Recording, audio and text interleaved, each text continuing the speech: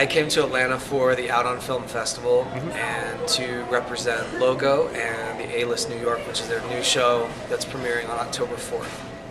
The Alist New York is a show about 6 gay guys who are living in New York City who, by the producer standards, are living extraordinary lives and just doing extraordinary things. But the show was cast using psychologists, so it just takes one thing for one person to say to set everybody else off and start the drama. So there's a lot of drama in it, a lot of testosterone, a lot of sexually charged situations. It's created by the Housewives, the Real Housewives series producers, but different from that, there's no sexual tension among the cast of the Housewives series. There is on the Alist New York, which I think starts up a lot more drama. I got involved in the series because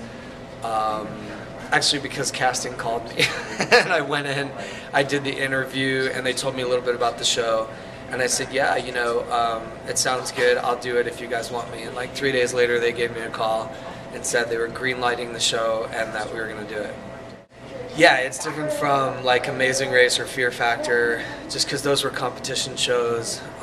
I did Kill Reality, that was more kind of following my life, but we were more focused on a project because we were making a horror film in that reality series. This is just purely my life, just focused on my life and the lives of these other 5 guys. It's definitely different. It's definitely a lot more drama to deal with because there is that sexual tension among the cast. You should watch out for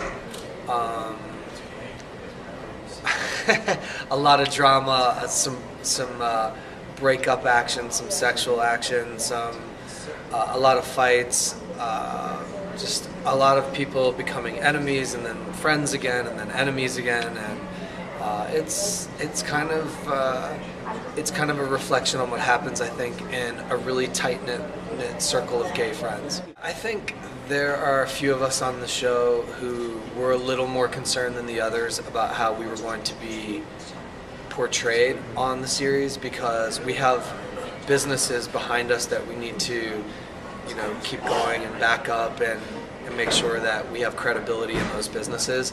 So you don't want to have people see you looking like you're just a complete mess, So it was definitely a concern of mine because I have so many different projects working, especially projects that deal with human rights and, the work that I do, the political work I do, the work I do with the military to try to end Don't Ask, Don't Tell. It's like, I don't want to be portrayed as a complete mess, But at the same time, when I signed up to do this show, I knew that I was opening up my private life and that everything in your private life, no matter who you are, isn't perfect and it's not pretty. So you kind of have to just calm down and expect the audience to understand that.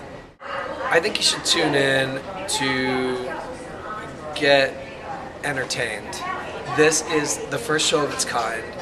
It's following the lives of 6 gay guys the way the Real Housewives series have done it. Those shows have been hugely successful. For us to be compared to those shows, I think, is a really big compliment.